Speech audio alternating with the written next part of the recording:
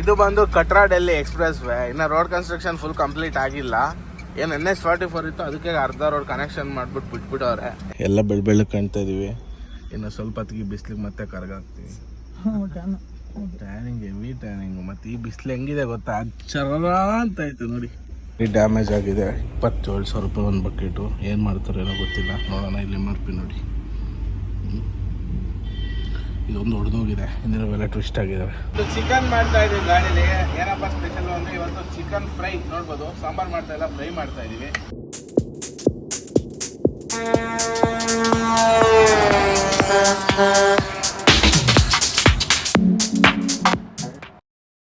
Hi friends, ಎಲ್ಲರಿಗೂ good morning. Welcome back to air class. ನಾನು ನಿಮ್ಮ ಸದ್ಯಕ್ಕೆ ಎಲ್ಲಪ್ಪ ಇದ್ದೀವಿ ಅಂದರೆ ಜಮ್ಮು ಎಲ್ಲ ಪಾಸ್ ಮಾಡಿ, ಅಂದರೆ ಜಮ್ಮು ಕಾಶ್ಮೀರ ಬಾರ್ಡ್ರ್ ಎಲ್ಲ ಪಾಸ್ ಮಾಡಿ ಜಮ್ಮು ಕಡೆ ಹೋಗ್ತಾ ಇದ್ದೀವಿ. ಇನ್ನು 80 ಕಿಲೋಮೀಟ್ರ್ ಇದೆ ಜಮ್ಮು. ಬಾರ್ಡ್ರ್ ಪಾಸ್ ಮಾಡಿ ಒಂದು 15-20 ಕಿಲೋಮೀಟ್ರ್ ಬಂದಿದ್ದೀವಿ. ನೋಡ್ಬೋದು ರೋಡ್ ಕನ್ಸ್ಟ್ರಕ್ಷನ್ ನಡೀತಾ ಇದೆ. ಇಲ್ಲಿ ಸಿಕ್ಕಾಪಟ್ಟೆ ರೋಡ್ ಕಿಕ್ ಹಾಕಿದ್ದಾರೆ. 20 ಕಿಲೋಮೀಟ್ರ್ ಬರೋಷ್ಟೊತ್ತಿಗೆ ಬೇಜಾರೇ ಆಗೋಯ್ತು. ಮುಂದೆ ಹೆಂಗಿದೆ ಏನೇನೋ ಗೊತ್ತಿಲ್ಲ. ಜಮ್ಮುವರೆಗೂ ಮೋಸ್ಟ್ಲಿ ನಂಗೆ ಹೆಂಗೆ ಅನಿಸುತ್ತೆ. ಜಮ್ಮು ಬಿಟ್ಮೇಲೆ ಶ್ರೀನಗರ್ವರೆಗೂ ಚೆನ್ನಾಗಿದೆ.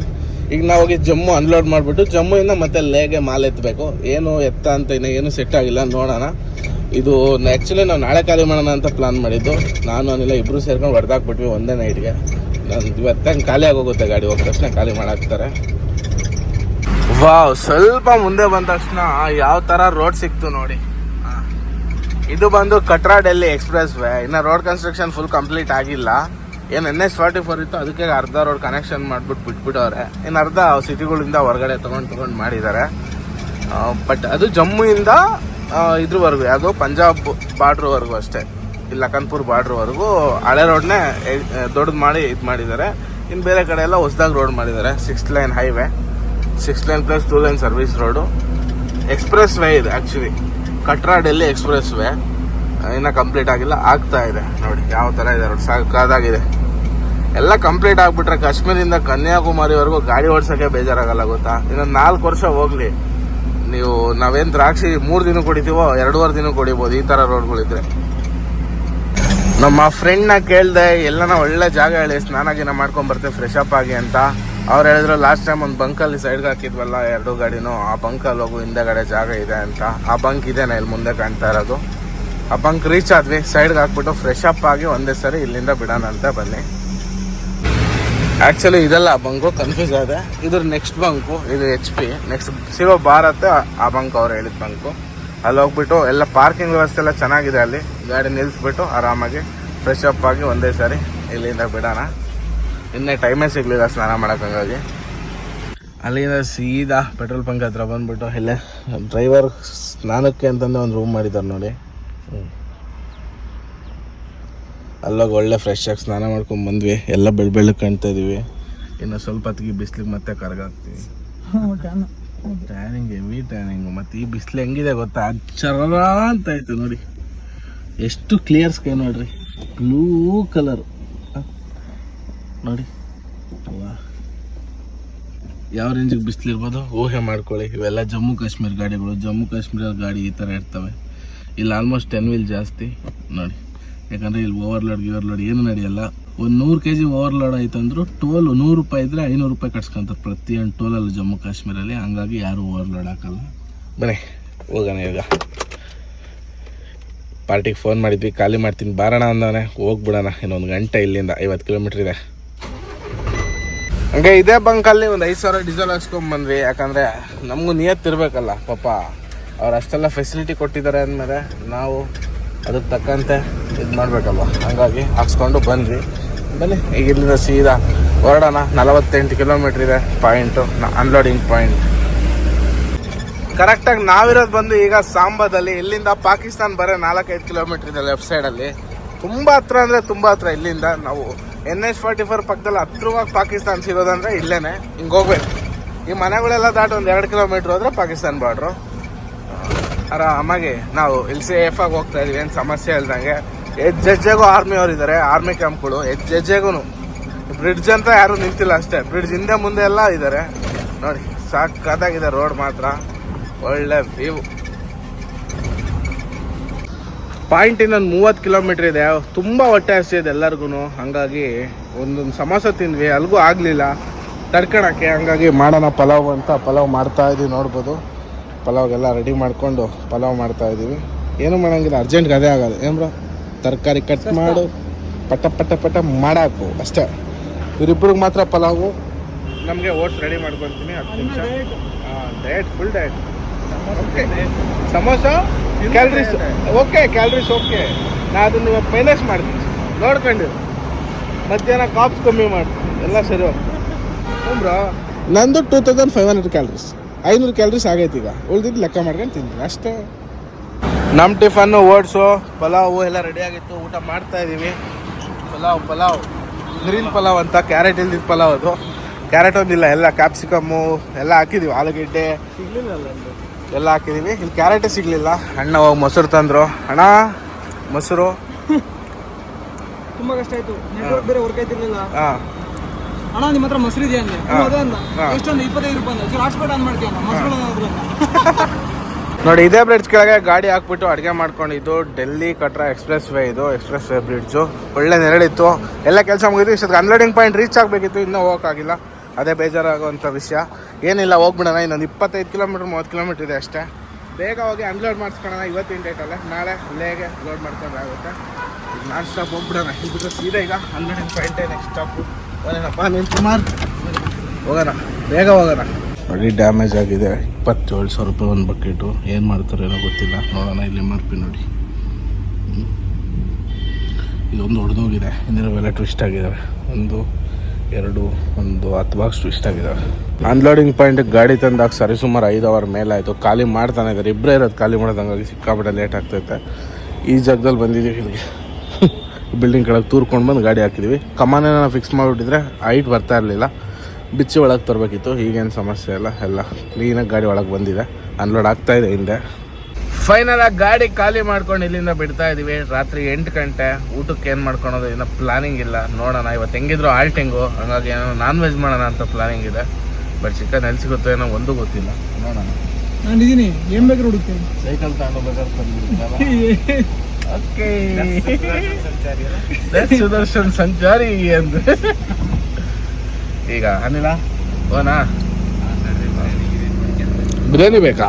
ಆಸೆ ಆಸೆ ನೋಡ, ಇಷ್ಟು ಶೆಕೆ ಒಳಗೆ ಬಿರಿಯಾನಿ ತಿಂತೀನಿ, ಚೆನ್ನಾಗಿರುತ್ತೆ. ಅದಲ್ಲ, ಈಗ ಇಷ್ಟೊಂದು ಶೆಕೆ ಆಗ್ತಿದೆ, ಬಿರಿಯಾನಿ ತಿಂದ್ರೆ ರಾತ್ರಿ ನಿಂಗೆ ಮಕ್ಳಕ್ಕಾಗುತ್ತಾ? ಏನಾದ್ರು ತಣ್ಣಗಿರೋದು ಏನಾದ್ರು ಮಾಡೋಣ, ಸುಮ್ಮನಿರು. ತಣ್ಣಗಿರೋದ ಮೊಸರನ್ನ ಇಲ್ಲ ಪಾಯಸನ ಕೇಸರಿ ಭಾತ ಏನಾರ ಮಾಡೋಣ ತಣ್ಣಗಿರೋದು. ಚಿಕನ್ ತರದೇನು ದೊಡ್ಡ ವಿಷಯ ಅಲ್ಲ, ಹೋಗಿ ತರ್ಬೋದು. ಏನು ಯಾರನ್ನ ಕೇಳಿ ಅವಾಗಲೇ ಹಿಂಗೆ ಬರಬೇಕಿತ್ತು, ಭಾರಿ ನಕ್ಕು ಸಾಕೈತಿ.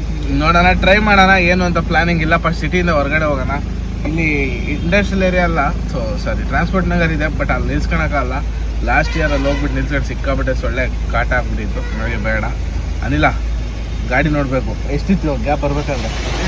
ಭಾಳ ಗ್ಯಾಪ್ ಆಯ್ತಾ? ಗಾಡಿ 3 ಇಂಚ್ 4 ಇಂಚ್ ಎದುರದ ಮೇಲೆ ಈಗ. ಹಾಂ ಸರಿ, ಹಂಗೆ ಹೋಗ್ತೀನಿ. ಹೋಗೋಣ.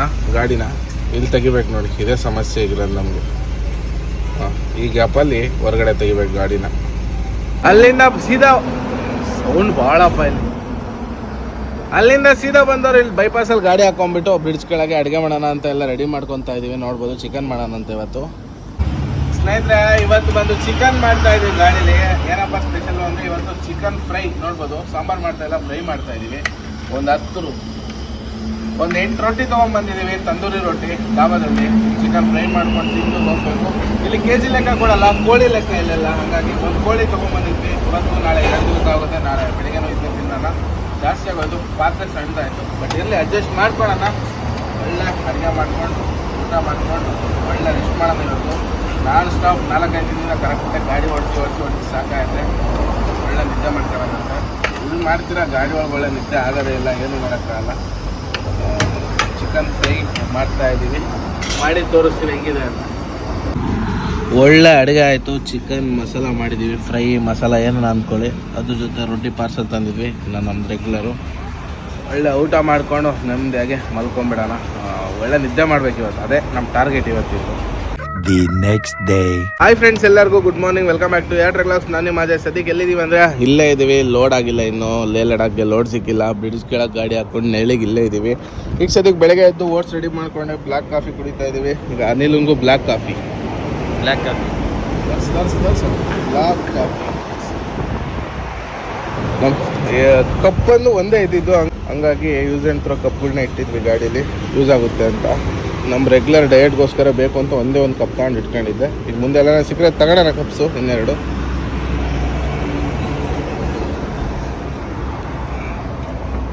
ಇವತ್ತೇ ನಿನ್ನ ಲೋಡಿಂಗ್ ಸೆಟ್ ಆಗುತ್ತೋ ಇಲ್ಲೋ ಗೊತ್ತಿಲ್ಲ. ಟ್ರೈ ಮಾಡಬೇಕು ಲೋಡ್ಗೆ. ಏನು ಕತೆನೋ ಏನೋ ಗೊತ್ತಿಲ್ಲ. ಬಾಯ್ ನೀನು ಬರೋ ಅಷ್ಟೊತ್ತಿಗೆ ತಣ್ಣಗೆ ಆಗೋಯ್ತು.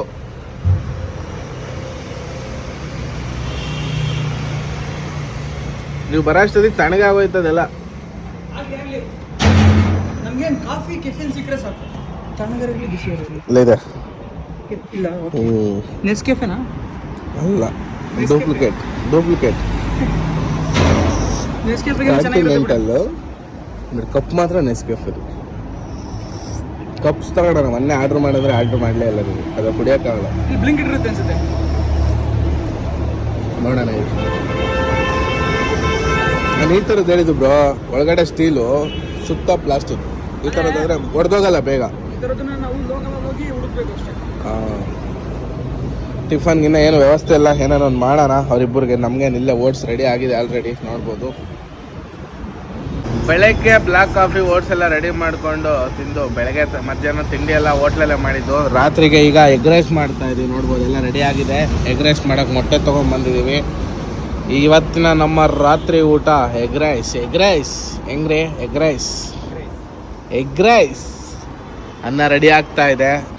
ಇನ್ನು ಎಗ್ ರೈಸ್ ರೆಡಿ ಮಾಡಬೇಕು. ಇಲ್ಲಿ ನೋಡಿ, ನಮ್ಮ ಥರದ್ದು 8 ವೀಲ್ ಲಾರಿ ಒಂದು ಸಿಕ್ತು ಇವತ್ತು.